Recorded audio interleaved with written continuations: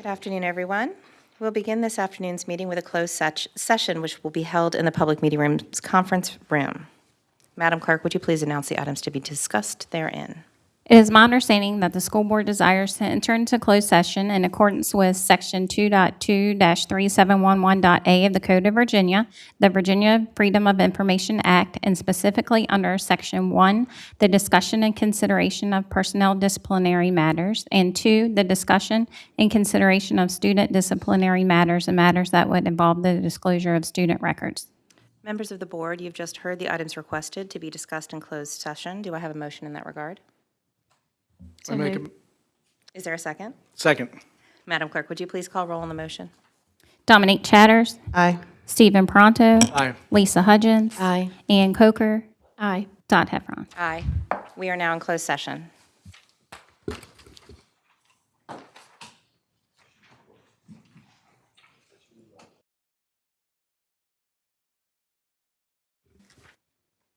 Board members, do I have a motion to reconvene in open session? So moved. Is there a second? Second. The board is now in open session. Madam Clerk, would you please read the resolution certifying the closed session?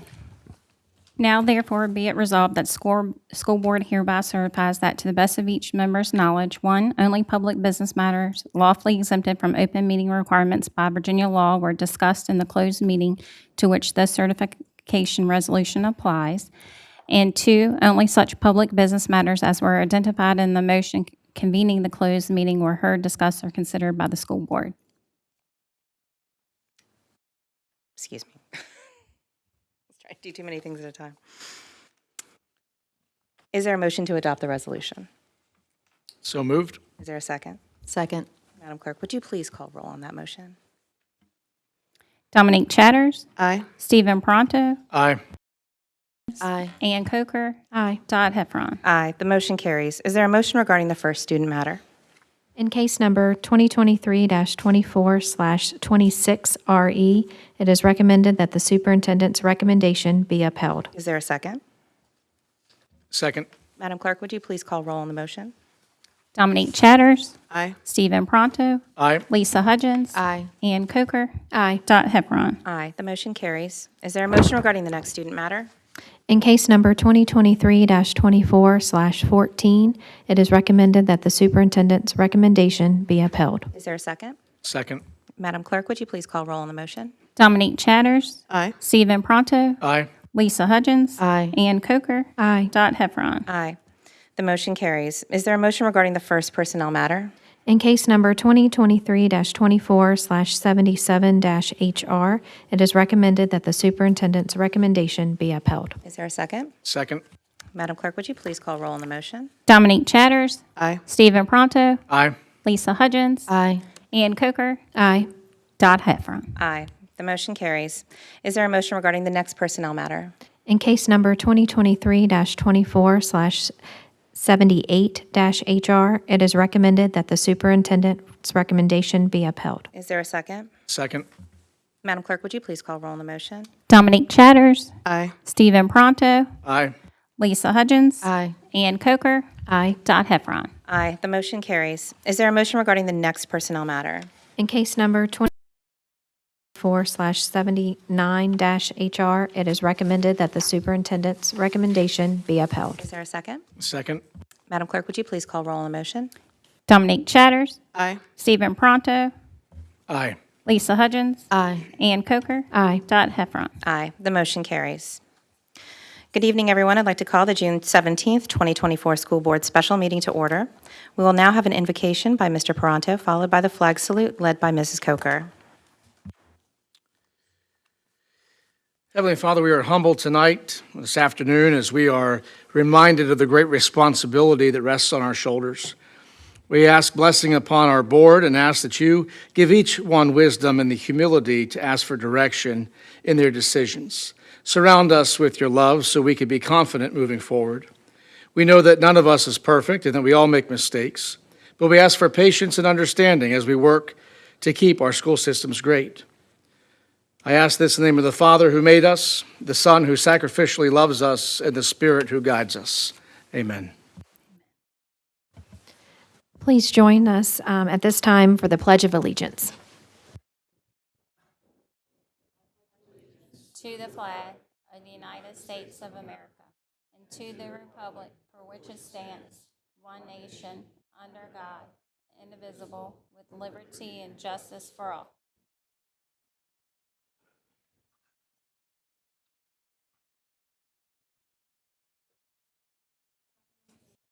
This afternoon's the agenda adoption. Memo number 9324, recommended personnel actions. Memo number 5824, correction to memo number 5824, approved May 14, 2024, approval of federal entitlement programs. Memo number 9424, acceptance of new grants, appointment of deputy agent, resolution to bond deputy agent, authorization of signatures in absence of superintendent, school board approval of the superintendent's designees to attend meetings in the superintendent's absence. Are there any additions or corrections to the consent agenda? Madam Chair, there are no additions or corrections to the consent agenda. Are there any requests from a school board member to separate an item from the consent agenda for discussion or action? Hearing none, may I have a motion to approve the consent agenda as presented? Make a motion to move. Is there a second? Second. Madam Clerk, would you please call roll on the motion? Dominique Chatters. Aye. Stephen Pronto. Aye. Lisa Hudgens. Aye. Ann Coker. Aye. Todd Heffron. Aye. The motion carries. Mr. Smith, would you please announce our new administrators? If I could ask John Phillips, Erica Gervais, and Catherine Dillingham to come forward this time.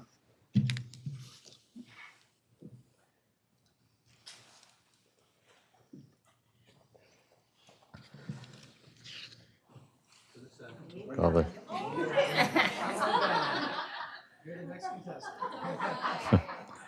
With the board's action this afternoon, John Phillips was approved as Executive Director, Constituent Services and Student Leadership, July 1, 2024. John has his Doctorate of Education Leadership from VCU, as well as his Master's of Education Administration and Supervision from Liberty University, and his Bachelor's of Science in Education from Milledgeville University. John currently serves as the principal at Clareville High School. Next up, Erica Gervais was approved as the Director of Continuous School Improvement, effective July 1, 2024. Erica has her Doctorate of Education, Educational Leadership and Policy Studies from Virginia Polytechnic Institute and State University, Virginia Tech, May 2024. Master's of Education, Educational Leadership, Administration and Supervision from VCU. Teacher Certification, Collegiate Professional Social Studies, Japanese Pre-K through 12, Michigan State University, and Bachelor's of Arts, International Studies from Miami University. She currently serves as the coordinator of school improvement and multi-tiered systems of support, known as MTSS. And Catherine Dillingham was approved as principal, Enon Elementary, effective July 1, 2024. She has her Certificate of Educational Leadership and Policy Studies from the University of Richmond, Master's of Education, Counseling and Development from George Mason University, and Bachelor's of Science, Family and Child Development, Early Childhood Education, Virginia Tech. She currently serves as the Associate Principal, Falling Creek Elementary School. Please join me in congratulating each one of these.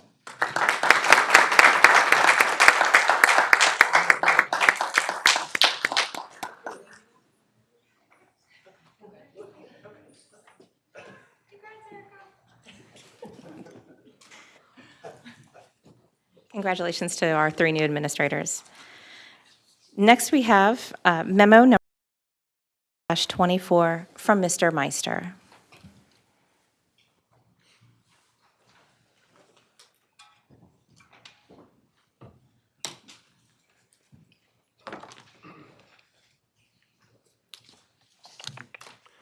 Madam Chair, Madam Vice Chair, other members of the board, Dr. Doherty, thank you for the opportunity to come here today to talk to you about a few things, the first of which is the memo in front of you today. This is 9524, adoption of the school budget. Keep in mind, this is, I should forward the page, I apologize. This reflects the adoption of the school board approved budget that you approved in February that was subsequently approved by the Board of Supervisors. This is largely a procedural step. Immediately after this, we will present to you a revised budget to this version, but before we get there, first we must adopt the Board of Supervisors budget.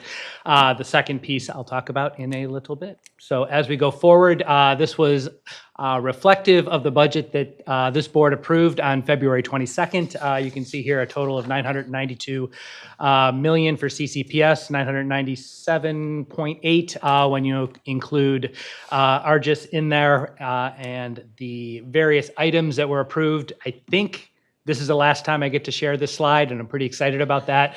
I've shared it more times than I care to count. The one thing I will continue to highlight on this slide is the 4% compensation increase that was present in the February budget. That continues and is the same in the revised budget. That was the bulk of the 29 million increase, close to 25 million. You can see where we were able to accomplish several other things in this list. And I'll save you and the public from me presenting this in any more detail than this at this point. The CIP also remains unchanged from what you approved in February in the school board budget, including the various middle school, elementary, and high school projects on this, and the Bird Gym in the out years. With that said, I now ask you to turn to Memo 9524 for the adoption of the school board's FY25 annual financial plan and capital improvement plan. Thank you, Mr. Meister. Board members, may I have a motion to approve Memo 95-24 as presented? So moved. Is there a second? Second. Board members, is there any discussion?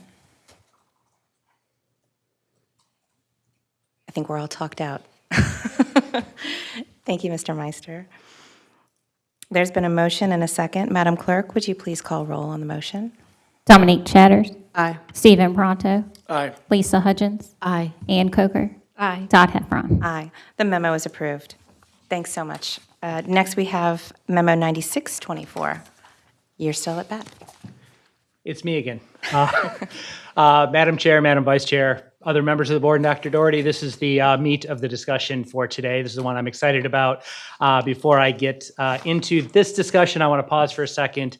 Thank staff, thank the team, thank all of you for your patience. This budget, especially Kaylin Campbell behind me, who did a nice job of leading up to much of this material in the June meeting while I was out. So thank you to her and her team, and for everyone for getting us to this point. But most importantly, right now, thank you for the state finally finishing the budget process and putting us in a position to come back today before the end of the fiscal year. Good news as we look at this budget is it's a pretty sizable increase, 31.7 million. Ms. Campbell came and talked to you last couple weeks ago about a 23.4 million number. In this spot, that was based off of what is generally regarded as preliminary high-level estimates from the state. It wasn't a number she or I made up, I promise you. As we get to the calc tool, we're able to dig in a lot deeper and figure out what that actual number is. And the good news, this time around, the number wound up being reasonably more, and we're pretty excited about that and what that means for you and your budget. You can see this slide is largely the same as what Ms. Campbell presented a couple weeks back. All the bullets are mostly the same. What I've added on here for your internalization is the sizing of each of those numbers. You can see here, first and foremost, that 3% raise that was included in the state budget. Once again, I must ensure that there is clarity on this. That helps fund that 4% raise that was included in the budget we just approved and adopted a few moments ago. So the total raise will continue to be 4%. I don't want to give the misinterpretation that this is 4 plus 3. In this case, that's not the case. The raise at-risk funding, EL funding, and other adjustments make up the bulk of the remainder on this. And I'll talk a little bit about those as we go forward, but that adds up to about 31.7 million top line adjustment. The good news as we look at that number, we were able to glean enough detail about what was in the budget to get pretty much the next set of items absolutely correct. This slide hasn't changed from what Ms. Campbell presented to you a couple weeks ago, except for the top line and the bottom line. The state revenue of 31.7, obviously higher than that 23.4 we talked to you about, which leads to the 4 adjustments that you see, down to 26.3 million. I'll come back to that number. That's the amount of incremental funding we'll actually look at today that has some degree of board discretion. The first item in this adjustment is largely a technical adjustment of 2 million. That new English language SOQ was sized at 2.2 million and about 24 FTEs to get us to that new SOQ level. $1 million increase required for major maintenance. This is something that has always been on the board's list. The way in which the funds came to Chesterfield County pretty much mandated that the first $1 million of that goes to major maintenance. Totally aligned with the board's priorities, so no problem there, but we included it on this pace because it came through an operation line that is largely dedicated to what are generally regarded as operational fixed cost buckets. And the last item on this list is the creation of a special education parent and family liaison. While not as funded in the budget, it was dictated as part of the House Bill 1089 and Senate Bill 60. So we're going to go ahead and fund that as part of the sort of mandatory adjustments. And please continue to note that that was unfunded, so there was no funding that came along with that other than the creation of that position. So 26.3 will be the number we look at as we turn the page. Here, this is, again, a slide that you've seen more times than I care to talk about. This was the superintendent's unfunded priority list that Ms. Campbell presented on June 4th, and quite frankly, where we started the exercise of the $26 million that I just talked about. Keep in mind, at the time this was presented, 18.5 or so million was what we thought we would have. That's largely those items on my left. The prioritization list included the high needs bonuses, et cetera, down the list. And we had highlighted a few other things that we would consider should additional funding come to fruition. So where are we with the 26.4? I present this slide, and we'll stay on this one for a few moments. First and foremost, all those items in that about 18.5 is actually 18.8. Million that we talked about as the superintendent's priorities a couple weeks ago, we are proposing to fully fund in this revised budget, including high needs bonus, the IA bonus, additional counselors. Remember, this is at the elementary level to round those up, so getting rid of shared counselors at the elementary level. Our friends at the Citizens Budget Advisory Committee recommended that one, and the next one, which is the additional bilingual liaisons. This would fund additional 9 of them across the district. We're still in the process of placing those as we go forward. Community buy one, get one deal with Ashley behind us. This buys one, she'll contribute the other one, so we're excited about those 2 extra positions for communities and schools. The targeted compensation increase of 1.9 million for the various OT, PT type positions, moving us closer to the market average on those. Substitute pay was a big one. If you remember, this one, as we went through the budget process, was only 700,000. The market for substitute pay has increased under our feet. So before we go into a market below level, let's go ahead and move it to the new level. We're proposing about $136 a day for those substitute position, which did increase the cost to about 1 million flat on that. Annual substitutes, 1 per building, and school security officers at 4.2 million. I'll definitely talk more about that one in a few moments as well. The next group are largely those items that we talked about as part of Dr. Rory's other priorities that we had talked about throughout the budget process as requiring additional funding should we find it. Major maintenance here at 1.5 million. If you remember, we added $1 million in what I called the mandatory groups. This together with this 1.5 moves our total major maintenance funding up by 2.5 million to 9 million ongoing. This is still obviously well south of the amount needed on an ongoing basis, and we'll continue to work with the county to fill that gap. They filled that most recently with things like special bond offerings to help fill that gap. But we know we have more work to do here, but this is a fantastic step in the right direction. We're able to address utilities and fuel inflation with this plan, and we're able to put funding together to move our assistant principals to 12 months. We talked about that. This number looks a little bit different than what we shared with you previously, largely because of timing, right? We're putting this together now. We're not able to amend contracts to go into effect July 1. That's awful quick turnaround. We're going to make this effective January 1, so halfway through the year or starting of the actual calendar year. What this means is that would cost a little bit less on that side, but we also lose the benefit of these APs helping with summer school this year.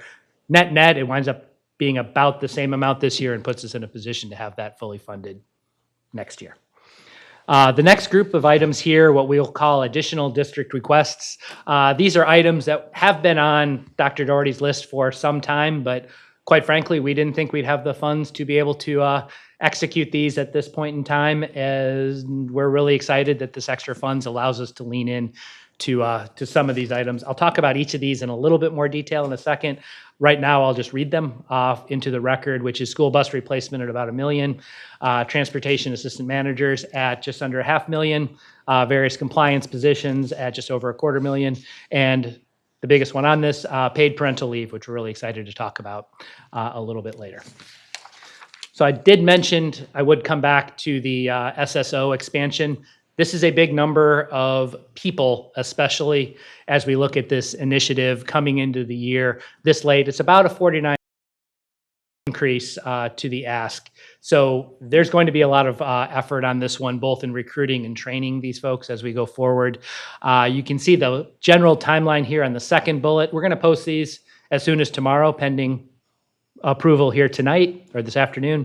There's a job fair in middle of July, and we hope for as many as possible to start when the contract starts on August 1. You can see Mr. Davis and Mr. Pike have gone through and thought through what that training looks like. They've got about a 2-week training here planned, and you can see some of the bullets there. I will talk a little bit more about the deployment, just to keep this in mind, that these positions report to the building principal. They're there to support and guide. They will get support and guidance from Glenn and Josh's staff in terms of appropriate safety and security means, not just during this training, but ongoing. And this is a 200-day contract, and they will have an expectation of certain activities through a checklist and a log, and they will keep track. The other one I will comment on here, third bullet under train and equip, which I think is also important, which is they really only have authority on school grounds. This means these folks won't be available for something like traffic control on the streets. Their goal and guidance is really to enforce school board policy. They will be certain to bring in officers as needed if anything escalates beyond their purview. Flipping to those other items that I said I'd come back to, those additional district requests. We're really excited about this list. The first one I'll talk about is here, school bus an additional $1 million. That, depending on the size of bus and the timing of the contract, that should allow us to purchase an additional 6 to 7 buses. We have, last count, over 200 buses that are over the model year 2009 or earlier. So we have an aged fleet. We have work to do on this one. I think we need to get this number closer to 8 to 10 million a year. Right now, this moves us to about 3.5. So this is another step in the right direction. We have been fortunate to get various one-time, both school and county one-time funds to help that in recent past, but this is one of those similar to major maintenance. It's a step in the right direction. It doesn't get us all the way where we need to be, but we're still excited about being able to input additional funding into this important initiative. Transportation assistant managers, just under 400,000 here. In each of these areas 1 through 4, our managers essentially have to be there from when the first bus leaves in the morning to the last bus checks out in the evening. You can do the math. That's a lot of hours in any given week. This allows them to work a little bit more normal schedule, as we'll plan with these assistant managers to help share the workload of those managers in the various transportation offices across the district. Compliance, especially Title IX, OCR, as part of this recent history in both this budget and other places, the needs of the district in terms of compliance continue to elevate. We want to make sure we're in a very good position to address those needs. I'm sure others over the next extensively about things like Title IX and other things that we need to do. This really helps us stay in front of that initiative as we go forward. And lastly, paid parental leave. This is something that many surrounding counties already offer, Prince William being the most recent. We're a laggard a little bit in this. We're really excited to take a step forward into basically steady state with others in our area. This is also a policy that Mr. Smith will talk about in more detail a little later today, but this is aligned with what the Chesterfield County policy is for paid parental leave. So we're not doing anything outside of what would be expected for a county employee on this one. I will also highlight here that this is, importantly, your vote on this is just approving the funding. There will be a policy update a little bit later in this meeting to actually approve the policy. This one comes in in 2 steps. To make sure that this board, and Mr. Smith will do this more justice a little bit later, I'll read a paragraph generally what this looks like, so I don't, quite frankly, say something out of turn on this one. That under this new policy, eligible CCPS employees can receive up to 8 weeks of paid parental leave to care for their newborn or adopted child, foster care placement, or medical recovery related to the birth of a child. Eligible employees can receive up to 4 weeks of paid parental leave to care for a parent who is ill. Previously, in these situations, CCPS employees had to use a combination of sick leave, which is paid, or FMLA, which is unpaid. You'll get to hear more about this a little bit later. Pause on that one now. So what all that leads us to, you put all that together, and I'm excited for Dr. Doherty's sake to be able to say we're looking at a CCPS budget in total of $1,022 million. So we hit your 1 billion mark, sir. We still have a ways to go, but really excited to see that number. And when you add in our just 1,028 million, or 1,028 million is the total request here. Before I turn this over for your approval, I do have to mention capital improvement as well. If you recall, I did highlight $2.5 million of additional funding to major maintenance. That does trigger a revision to your capital improvement plan as well. I have not made any changes. There's no proposed changes to the school construction rollout that I shared as part of the adopted discussion, but this does increase the major maintenance funding to $9 million, as I mentioned, up that $2.5 million that we recently talked about. So this is all great news, right? We're really excited about this. We're not done. This additional funding fills several gaps. Additional needs remain. I mentioned major maintenance. I mentioned school bus replacement. The CIP as well is not a finished product. We have a lot more work to do there in terms of additional funding. And we're working closely and partnering well with Mr. Harris, Dr. Casey over at the county to help explore additional means to fund these items. And I know Dr. Doherty has really been a big advocate with the county to continue to push these initiatives, especially these 3. That's by no means an exhaustive list, but really important ones to make sure that the board and public recognize that we're not done with. So with all that said, I turn now your attention to Memo 96-24 for adoption of amendments to the school board's annual financial plan and capital improvement plan. Thank you, Mr. Meister. Board members, may I have a motion to approve Memo 9624 as presented? So moved. Is there a second? Second. Board members, is there any discussion? Ms. Hudgens?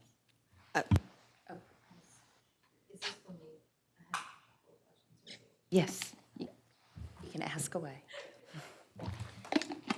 So, very exciting news. I do have a question about the assistant principals. I understand the need for it to be effective January the 1st. Makes sense.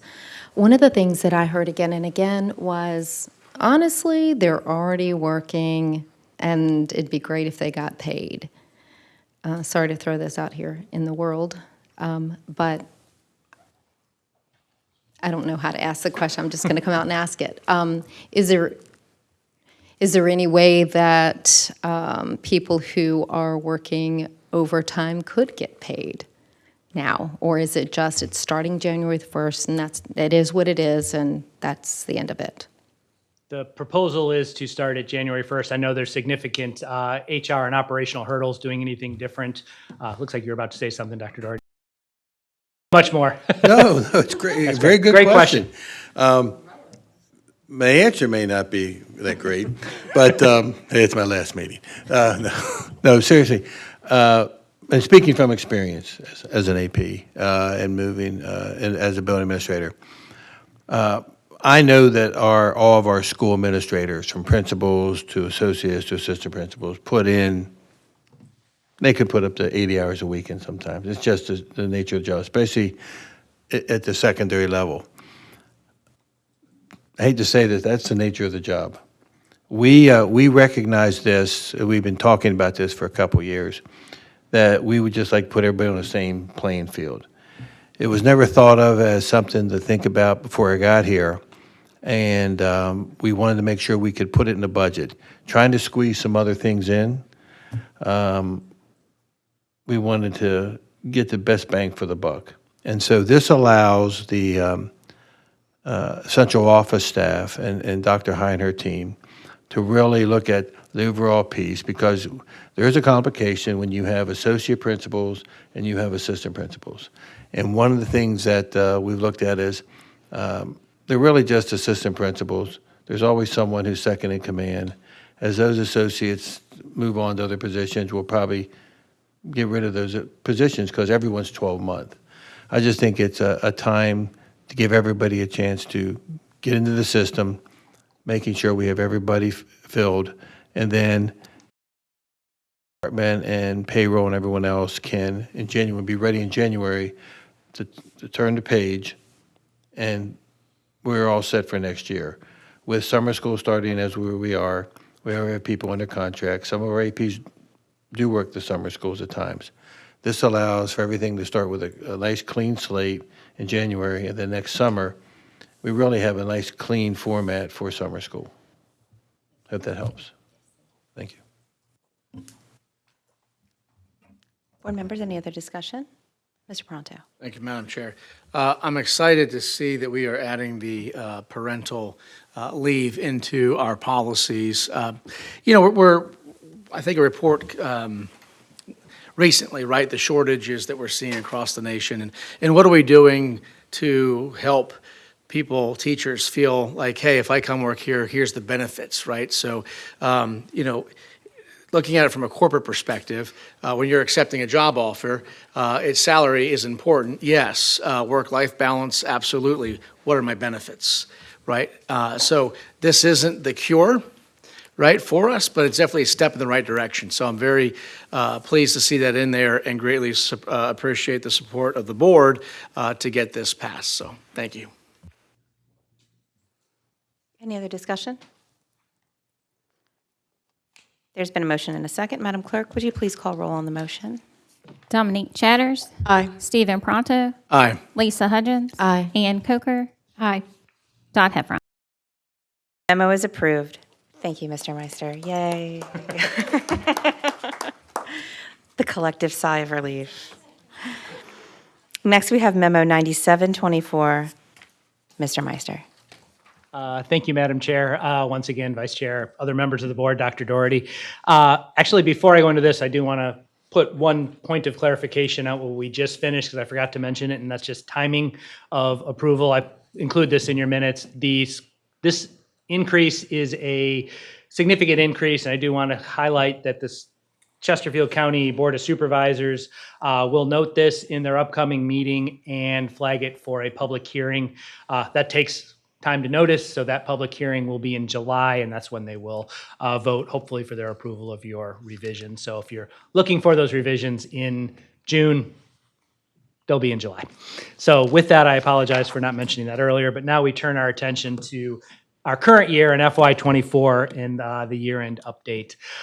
For those of you who are new to this process, this really involves three distinct activities. The first one largely being technical in nature, and that's to request carry forward of funding for continuing activities. This one takes a little bit different spin this year in that we also have the all-in funding that we need to continue to carry over. This also includes a preliminary request for surplus after known items are accounted for. This is generally regarded as the year-end funds. This year is a little bit different in that we're not looking at having a significant amount of year sort of play with in your year-end shopping list, unfortunately, but we'll get to that in a second. And lastly, just some minor technical adjustments that are always part of this, largely to align with item 1 above, where we may have overages or underages in different appropriation categories. So we'll start with number 1, and that's the request to carry forward funding for continuing operations. You can see here at the board's discretion is to request a carry forward of $25.2 million. The bulk of that is related to all-in funding of $19 million. I'll talk about a little bit more on that one on the next page. The other 6 is in line with typical carry forward. These are various items. I'm not going to walk through these, but take the local match to grants as an example. We put aside a match for a grant. We spend the grant over multiple years. We carry over the grant match with that. So we need to make sure we keep that funding attached to the grant. And it being operating funding, you need to actually pick it up and move it to the next year so we don't give it back as an example. Most of these take on a look and feel similar to that. All-in funding, we're certainly going to come back to you with more detail on this. This one is largely a technical. We need to carry over the funds. You can see here the current allotment is roughly in line with what the state's request of districts was, which is to spend it roughly 70% on tutoring, 20% on literacy, and 10% on absenteeism. We haven't varied from that to date. You can see we haven't spent a ton. Keep in mind this money came in mid-year, so we've been building up for this. We expect to continue to increase that amount over the on this all-in funding. I will also take a moment to comment at this point that Dr. Pope has done a fantastic job of evaluating this funding, how effective it is, really has engaged principals in what's worked, what didn't work as they rolled it out this year, and we'll have a revised and updated plan for those, especially around tutoring and literacy going forward. The absenteeism, we're largely staying the course. There's a attendance specialist that we moved onto the grant largely now that we'll move forward with going forward. So no real expectation of change in that bucket, but the tutoring and literacy, we're looking hard at what worked, what didn't, and we expect to have a good story for that going forward for you all. Now we're on step 2, which is the anticipated use of year-end funding. In previous years, these were bigger numbers. This year, we're roughly break even as a district. Our net expense savings of about $7.5 million is right around the line where we want to be, quite frankly. We don't want to have a lot of money left over at the end of the year. Generally speaking, this is driven by vacancies. It's not as much as it has been in years past, largely on the success of annual subs. Where before we had a vacancy for a teacher, we'd essentially save the whole teacher's salary. This year, we're moving forward with annual subs, which does come with a slightly lower salary, so we're only capturing a portion of the vacancies that we have previously. And the other piece that's a bit new is the lower revenue. You can see it lower by about $7 million. We have a little bit lower ADM in the system. And also there was an adjustment in the state sales tax forecast. Time the governor rolled out his budget in December, we fully expected that sales tax to come back as the year evolved. There, however, has not been any adjustments to that state sales tax forecast for FY24. Those two factors make up the bulk of that $7 million reduction in proposed revenue. It leaves us about break even. We'll continue to monitor and make sure that that's break even plus and not break even minus. We're taking a very close eye on this, but this is our current position this year. You can see the expense side in a little bit more detail here. There shouldn't be much surprise in here for you. Instruction, admin, transportation are primarily the drivers of the vacancy savings. You can see O&M here being negative. Mr. Thuma came and talked to you a little bit a couple weeks ago about all the good things that are going there. The bulk of this is really out of his control, though. It's inflation, and it's the custodial contracts that are really driving that up. When we saw that last year, we saw it, we flagged it, we said we'll cover it with vacancies elsewhere. Well, we're covering it with vacancies elsewhere, but unfortunately, it ultimately lands at about $7 million, which is about what the revenue offset is this year. So we'll go through the process. We'll manage through year end. We'll come back in probably November with a fully audited view of financials. At that point in time is when we'll review proposed uses for this funds. Typically, that has landed in various one-time items like helping support the CIP, helping to support bus replacement, helping to support essentially getting next year's budget off to a good start. We'll continue to look at those as the primary uses of whatever year-end funds are available. At this point in time, given the relatively small margin, I'm not prepared to go on record at this point with where the best use of those funds are. We'll wait until the year-end process plays itself out. The third piece, less interesting, but it's important, is just the year-end technical adjustments, which largely align the appropriation adjustments to the story I just told there. The 7.3 up and down relative is what I talked about. The operating dollars is 3.4 million for something that was intended to be placed in major maintenance. It was placed in the operating fund this year as part of last year's year end. So it's just really aligning that bit of funding out of operations into the CIP or major maintenance, so we can continue to spend that funds as expected going forward. So with all that said, I'll ask for you to consider Memo 9724 and the associated schedules here around year-end funding. Thank you, Mr. Meister. Board members, may I have a motion to approve Memo 9724 as presented? So moved. May I have a second? Second. Board members, is there any discussion? Ms. Chatters? I just had one question. On there, it said textbooks and digital content, 2 million-ish. Yes. Where are these textbooks? I'm just curious. Like, who's using textbooks? Like, it'd be cool. I'd like textbooks. So I was just curious as to where are they being used, and can we get more? I don't know enough to answer that right off the top, but I will take it back and let you know. That was it. I was excited about The textbook. the textile. Yes, for the Yes. textile learner. Okay, that was it. Thank you. All right, thanks so much. Thank you. Thank you, Mr. Meister. There's been a motion and a second. Madam Clerk, would you call roll on the motion? Dominique Chatters, Aye. Stephen Pronto, Aye. Lisa Hudgens, Aye. Ann Coker, Aye. Dot Heffron. Aye, the memo is approved. Thank you very much, Bob. Thank you. Next, we have Memo 9824 with Mr. Smith.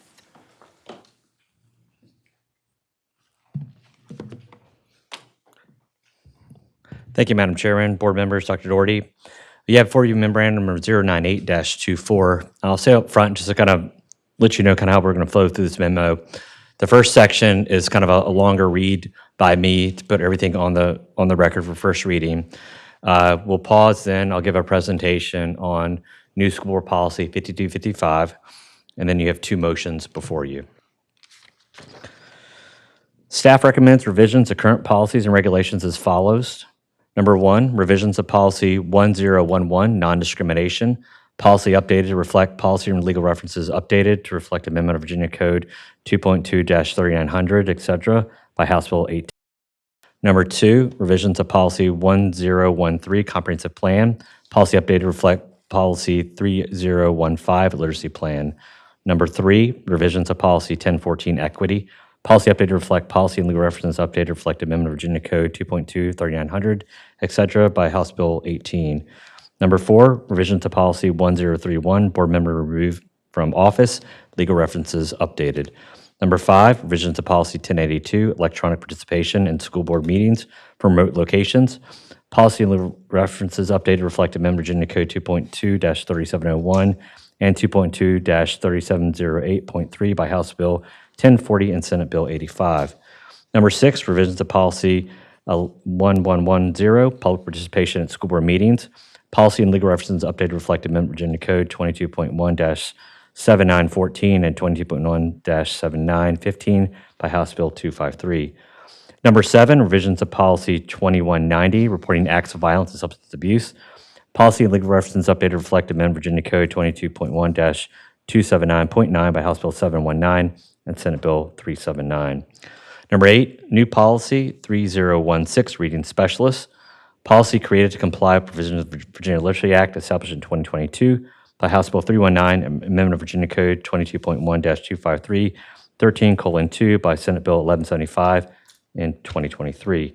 Number 9, revisions to policy 3050, alternative instructional options. Policy update to reflect enactment of Virginia Code 22.1-237.1, et cetera, and Senate Bill 627 to comply with the Virginia Literacy Act. Legal references updated. Number 10, revisions to policy 3051, career and technical education. Policy update to reflect Amendment Virginia Code 22.1-253.13:1 by House Bill 1087, Senate Bill 627, and House Bill 1345 and Senate Bill 199. Number 11, revisions to policy 3130, safe schools. Policy and legal references updated reflect enactment of Virginia Code 22.1-137.4 by House Bill 501 and reflect amendment of Virginia Code 22.1-137 by House Bill 66. Number 12, revisions to Policy 3150, public charter schools. Policy and legal references updated reflect amendment of Virginia Code 2.2-3900, et cetera, by House Bill 18.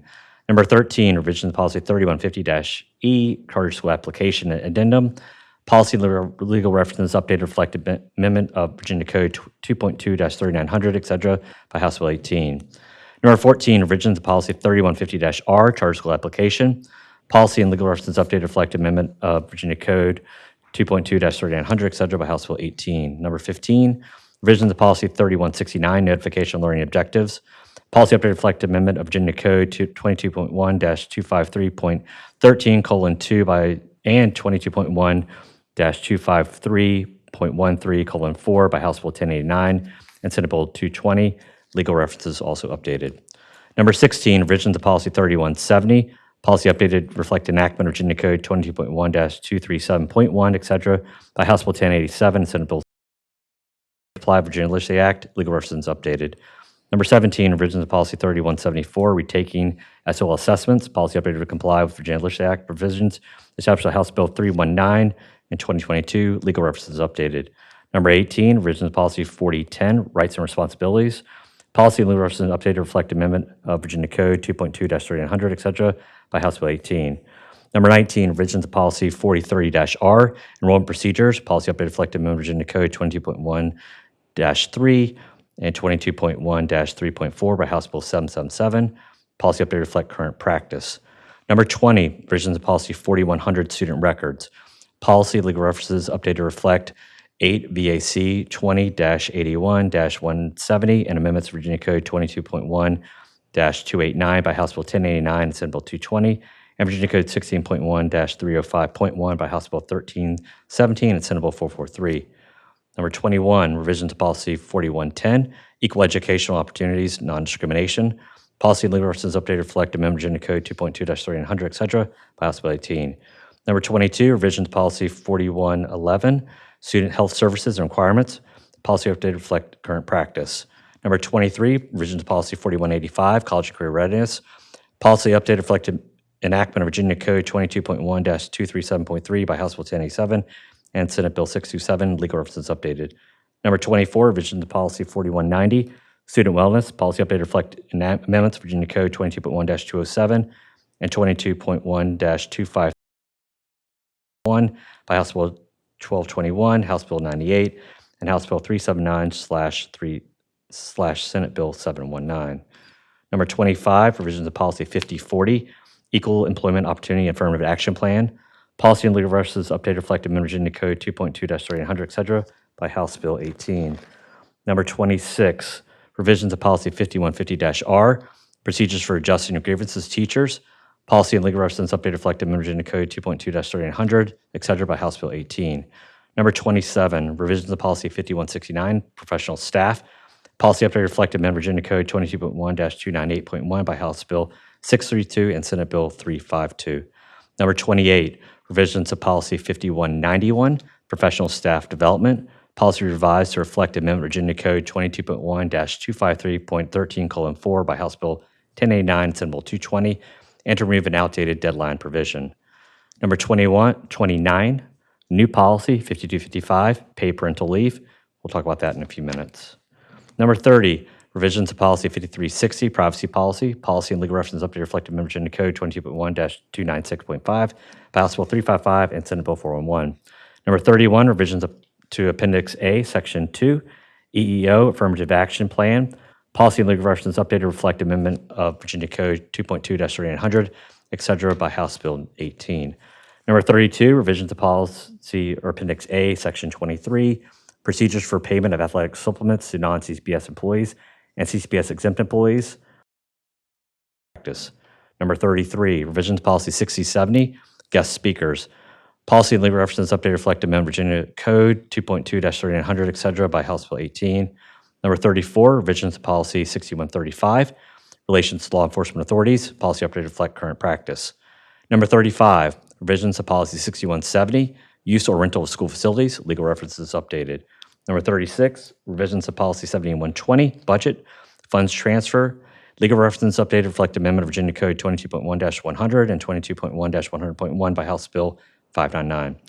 Number 37, revisions to policy 7149, small purchasing, policy updated reflected in Virginia Code 2.2-4303 by House Bill 1116. Number 38, revisions to policy 7171, retirement facilities, policy legal references updated. And number 39, revisions to policy 7230-R, acceptable use, CCPS net, policy and legal references updated reflected in Virginia Code 2.2-3900, et cetera, by House Bill 18. Pause there. One of the policies I just read back was policy 5255, which is the paid parental leave. I want to take a moment just to walk through that policy with this brief presentation.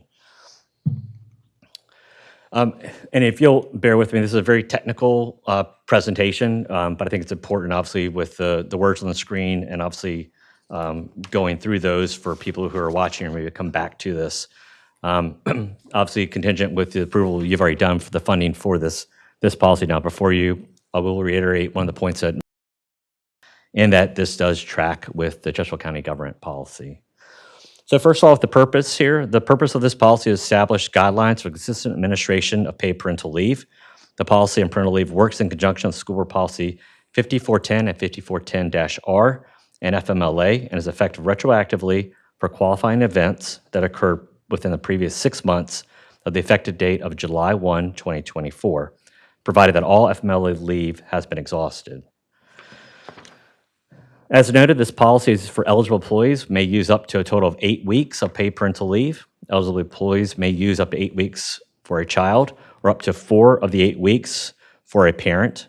Eligible employees may not use more than a total of 8 weeks of paid parental leave in a rolling 12-month period measured from the date an employee uses FMLA leave. PPL will be applied prior to any other paid leave once approved, except for the qualified events that have occurred within the previous 6 months, the effective date of July 1, 2024, provided again that all FMLA leave has been exhausted. As you look at this policy, there's essentially several different iterations that are important. First of all, PPL for a child. Up to 8 weeks of PPL may be used annually for activities related to care and well-being of an employee's newborn or adopted child, foster care placement, or medical recovery related to the birth of a child. Second, PPL for a parent. Up to 4 weeks of PPL may be used annually for activities related to the care and well-being of a sick parent. The parent does not apply to an employee's parent-in-law. Leave may be used only once per birth, adoption, or foster care placement. Paid parental leave shall be taken in conjunction with FMLA. Eligibility. 3 important pieces here. To be eligible for paid parental leave, employees must meet the eligibility criteria for FMLA. They must, 1, be employed by CCPS for at least 12 months. The 12 months need not be consecutive. That means any time previously worked for the same employer, including seasonal work, could, in most cases, be used to meet the 12-month requirement. Number 2, having worked a minimum of 1,250 hours of service during the 12-month period immediately preceding the commencement of leave. And 3, meet the FMLA criteria for one or more of the 5 paid parental leave categories, which we'll walk through now. Number 1, paid maternity leave for birthing mothers. Number 1, all eligible full-time employees shall be granted up to 8 weeks of paid maternity leave within a 12-month period. If an employee contract or notice of assignment is less than 40 hours per week, leave will be proportionate to their contract or assigned hours. Number 2, the use of paid maternity leave must be continuous and cannot be used intermittently. Number 3, short-term disability. Parental leave may be used to supplement reduced income replacement disability benefits following the birth of a child and or may be accessed after short-term disability benefits related to the birth cease. And number 4, parental leave must be used within 6 months of the birth of a child. Number 2, paid bonding leave. Number 1, after the birth of a child, the full-time non-birthing parent will receive up to paid bonding leave within a 12-month period for bonding and care of a newborn. If an employee contract or notice of assignment is less than 40 hours per week, leave will be proportionate to their contract or assigned hours. Number 2, the use of paid bonding leave must be taken continuously and cannot be used intermittently. If there is a business need for the employee to work intermittently, The supervisor and director of compensation, benefits, and licensure may approve an exception to this policy. And number 3, parental leave must be used within 6 months of the birth of a child. Number 3, paid surrogate, adoption, or foster placement leave. Within that, number 1, after the surrogate, birth, adoption, or foster care placement of a child, full-time parents will receive up to 8 weeks of paid bonding leave within a 12-month period. If an employee contract or nurse assignment is less than 40 hours per week, leave will be proportionate to their contract or assigned hours. Number 2, the use of paid bonding leave for surrogate births must be taken continuously and cannot be used intermittently. Parental leave may be used intermittently for adoption and foster care placements. And number 3, parental leave must be used within 6 months of surrogate birth, adoption, or foster care placement.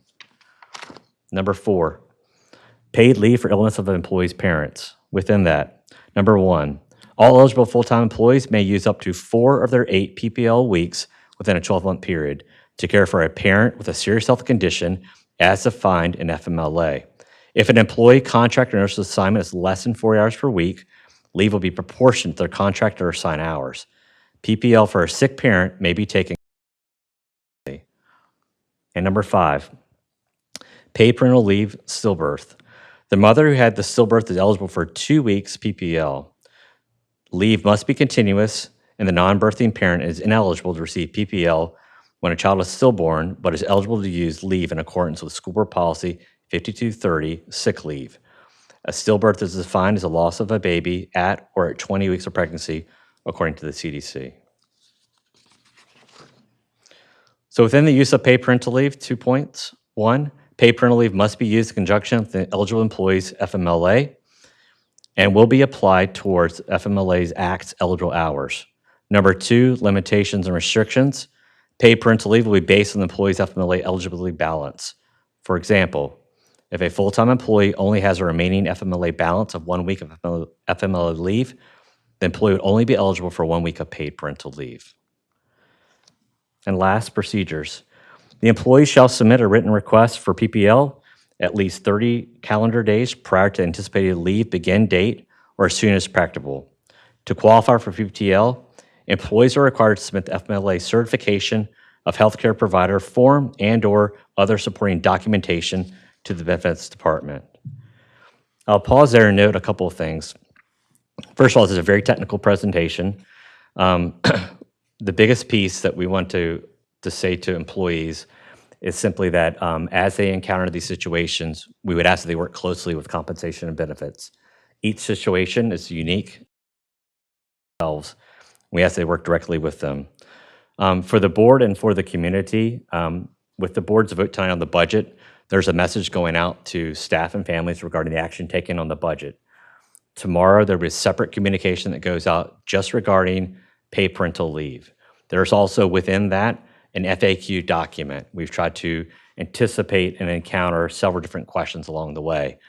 I won't go through all the FAQs this evening, but there are pieces that we've already encountered in a very positive way, situations where we may have both spouses work for the school division. Those situations are anticipated. Again, we would ask the employees to reach out directly to compensation and benefits. The next piece I would say is with this policy, it is effective July 1, 2024. In a few moments, when we get into the motions, I will ask the chair and the board to amend one of your motions to make sure this policy is effective July 1. The last piece, which really should have been the first piece, is just for the board and the community, a lot of thank yous to go around to staff. Certainly this was a very positive lift for our colleagues out there too. But to pull this together in short notice, there's a lot of people who came to the table. And I may miss some people along the way, but certainly our superintendent, Dr. Tyler, Dr. Murray, Bob Meister, Kaylin Campbell, Kim Huff, Sammy Rebellious. Sammy was incredible with his technical expertise alone.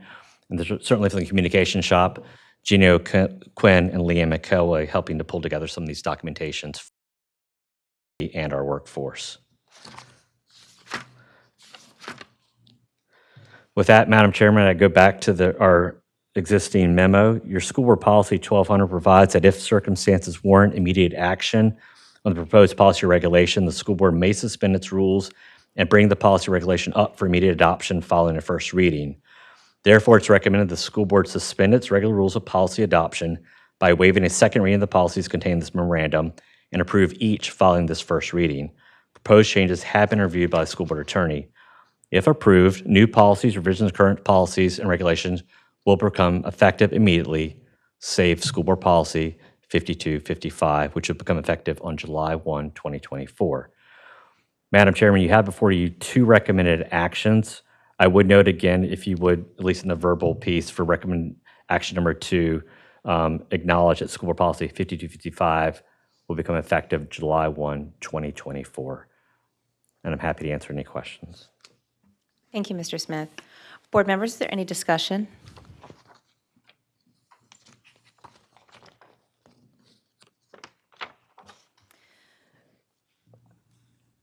All right, may I have a motion to approve memo number 9824 as presented, including the first recommended action to suspend Yes. a second reading, to waive a second reading, and action number 2, to approve all of the recommended changes to policy 5255, effective July 1. Madam Chair, you'll want to take each one separately. Each action. You want me to separate them out Yes, for please. each? Yes. Okay, great. So do I have a motion to approve the recommended action number 1? So moved. Second? Second. Is there any discussion? Just clarification, this is for the July 1 vote, is that correct? We're voting on the suspension of the second reading, waiving of the second reading so that we can, And move to the July 1. correct. Thank you. Any other discussion? There's been a motion and a second. Madam Clerk, would you call roll on the motion? Dominique Chatters. Aye. Stephen Pronto. Aye. Lisa Hudgens. Aye. Ann Coker. Aye. Dot Heffron. Aye. The memo is approved. Board members, do I have a motion to approve the second recommended action in memo number 9824? This is the action to make each one of these policies effective July 1. Make each of them effective immediately, save policy 5255, which is July 1, Thank you for 2020. the clarification. Right. Yes, ma'am. So the 37 policy revisions effective immediately. 36. 38. 38. I lost count. The 38 policy revisions of and new policy 5255, paid parental leave, effective July 1. Do you have a motion in that regard? So moved. Do you have a second? Second. Board members, any discussion? There's been a motion and a second. Madam Clerk, would you please call roll on that motion? Dominique Chatters. Aye. Stephen Pronto. Aye. Lisa Hudgens. Aye. Ann Coker. Aye. Dot Heffron. Aye. The memo is approved. Thank you, Mr. Smith. Next, we have announcements, communications, and school board comments. School board members, are there any announcements or comments? Madam Chair, I want to thank the board for passing School Board Policy 5255, and to echo Mr. Smith, greatly appreciate staff and everything that's been done to get this in front of us and expedited rather quickly. I wanted to hold off on this because I wanted us to get the policy adopted first. I would ask that the board would consider, and I know, Bob, I'm sorry this is going to make you shift in your seat a little bit, but there are two things that stood out to me in this policy, although a very good policy. There are two things that stood out that I would like to consider moving forward at another time with further information from finance in regards to stillbirth and miscarriage. I don't want to rain on this very good policy. I don't want to, put a dark cloud over it, but I think we could do a little bit better. I like in regards to, and I speak from someone who has firsthand knowledge of this, having a stillbirth is extremely traumatizing. And saying to, in my case, right, saying to the father, well, just go back to work, right? You are the support system in that case, or one of many support systems. So I would like to see that change to where we are acknowledging that individual with the same 2 weeks that we are offering the mother in that case, and the same to go with a miscarriage. Again, having that opportunity to be home and to just be a support system you just don't go on with life right away. And so I'm glad that we have this policy now, but I would like to see and work with staff on some financial numbers to see what would that look like, so that we could ensure that our teachers, our staff, whomever, that this policy is supports them regardless of what the outcome is in that season of their life. So would just greatly appreciate the board's support in that as we move forward. Thank you, Madam Chair. Thank you, Mr. Paranto. Board members, any other announcements?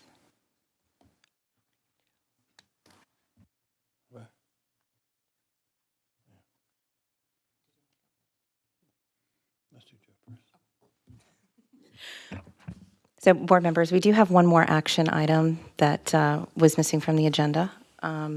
If Dr. Tylis, would you join us on the dais?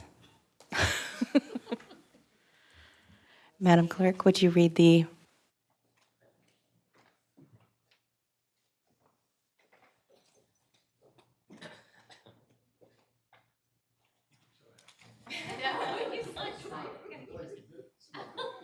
In appreciation of Dr. Joseph Tylis. Whereas Joseph Tylis is retiring in July 2024 after a 43-year career in education with 37 of those years in Chesterfield County Public Schools. And whereas Dr. Tylis comes from a family of educators, including his father, mother, wife, and daughters, and has demonstrated throughout his career his core belief in the transformative power of teaching and learning. And whereas Dr. Tylis began his career in New Jersey before joining Chesterfield County Public Schools in 1987 as a social studies teacher at Manchester High School. And whereas Dr. Tylis advanced into roles as assistant principal at Midlothian High School from 1990 to 1992 and assistant principal at Monacan High School from 1992 to 1998 before becoming principal at Byrd High School from 1998 to 2007. And whereas Dr. Tylis then moved into central leadership roles, first as Director of High School Education, 2000 to 2017, then as Executive Director of Constituent Services and School Leadership from 2017 to 2021, before becoming Deputy Superintendent of Chesterfield County Public Schools in December of 2021. And whereas Dr. Tylis understands the vital importance of athletics and academic activities in school communities and has dedicated untold hours to coach students and to support coaches and teams. And whereas no matter what his title is or whom he interacts with, Dr. Tylis demonstrates professionalism and dedication to the goal of helping students succeed in the present and move into futures where they can continue to grow and succeed. And whereas it is difficult to imagine Chesterfield County Public Schools without Dr. Tylis here to lead, support, problem solve, soothe, and focus on what is right, but it is understandable that he is ready to move into retirement, where he will undoubtedly continue to make a difference. Now, therefore, be it resolved that the Chesterfield County School Board thanks Dr. Tylis for all that he has done for the students, employees, schools, and community partners of Chesterfield County Public Schools and wishes him the very best in his retirement.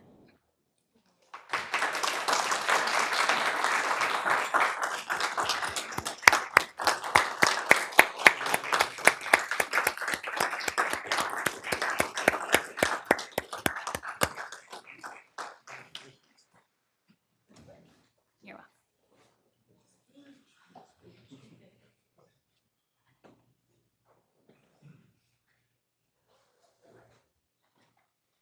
Joe, I was looking for Billy Joel tickets online, and I saw that Stevie Nicks is opening for them. So maybe you and Dr. D can plan a weekend trip. Board members, do I have a motion to adopt the resolution as presented? So So moved. moved. Do I have a second? Second. Second. Madam Clerk, would you please call roll on the motion? Dominique Chatters. Aye. Stephen Peranto. Aye. Lisa Hudgens. Aye. Ann Coker. Aye. Dot Heffron. Aye. And in keeping with our unconventional parliamentary procedure, board members, would you like to make any comments? Any discussion? Just thank you, Joe. Thank you for all of your years of dedication to CCPS. Thank you for navigating 5 new school board members a term ago, and our current new school board members this term. You have been instrumental in helping us understand CCPS as from a whole level. And all the history that you bring with CCPS. So thank you and congratulations on your retirement.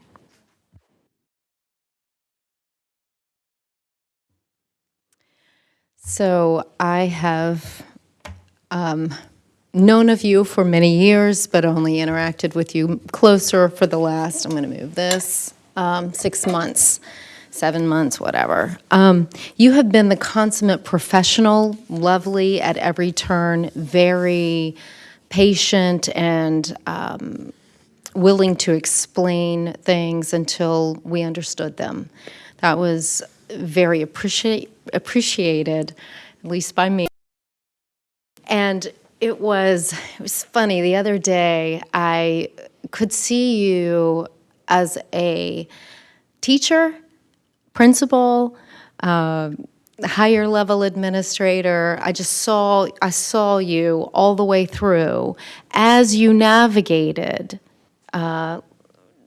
being a passenger in a golf cart with me. So for whatever reason, you made me drive. You might regret that at this point, but it is what it is. I can be similar to a Labrador puppy from time to time, get excited, forget instructions, don't know where a ball is, whatever. It doesn't matter what I said, you were gentle, kind, precious, not sarcastic, never once made me feel stupid you could have easily. I'm just saying, I felt that from you. You're just wonderful. I'm a huge fan, and now you're leaving. It's ridiculous.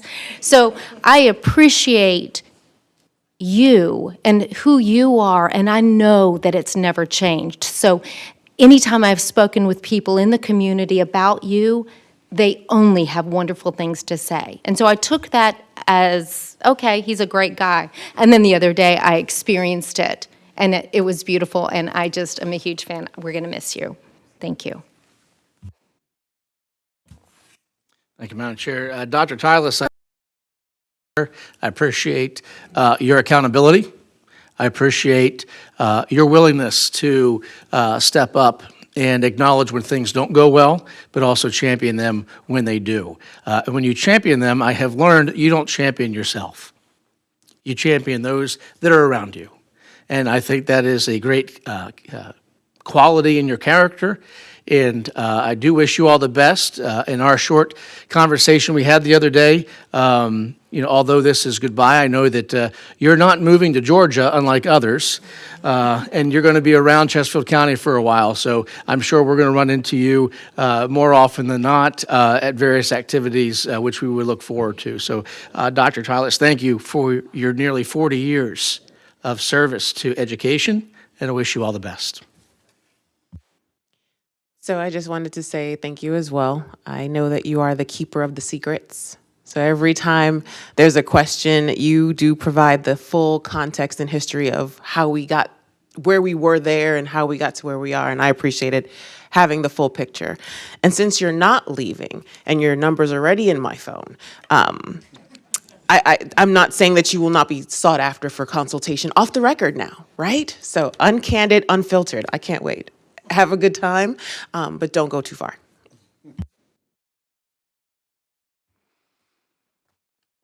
Thanks for everything, Dr. Tylis. We appreciate you. I think that if there's anyone in Chesterfield who knows everyone in Chesterfield, it's you. Your institutional knowledge, wealth of institutional knowledge. And I don't know how it slipped past me that you were an assistant principal at Monacan while I was a student at Monacan. it's a miracle our paths didn't cross, truthfully. But yes, wishing you all the best in your future. Board members, any other announcements? Madam Chair, Yes. I'm the board member. Yeah. Yes. One I'm thing, sorry. Joe, thank you. We've already talked, but thank you. You did a great job and wealth of knowledge. And so I thank you for walking alongside me. It was very beneficial and beneficial to the kids of this school division. So thank you. And board members, for Joe and I, this is our last board meeting. And we will right off in the sunset. And Joe, if we could figure out how to do that concert in Chicago as a professional development, we haven't used much money in professional development, so, Bob says no, Bob says no. But, I mean, we both need musical instruction, so. That's it. History of music. But no, board members, I wish you the very best. Thank you for your hard work. Thank you for allowing us to get through this budget season and with a lot of help from a lot of people. And I think it's going to be very beneficial for our staff. Wish you the very best. Just remember, kids first, and keep working together. Thank you very much. You both will be missed terribly. The school board will hold a closed session on Thursday, August 1, 2024, at 9 a.m. in the central office boardroom. If there's no further business, we just need a motion to adjourn. So moved. Madam Clerk, would you please call roll on the motion? Dominique Chatters.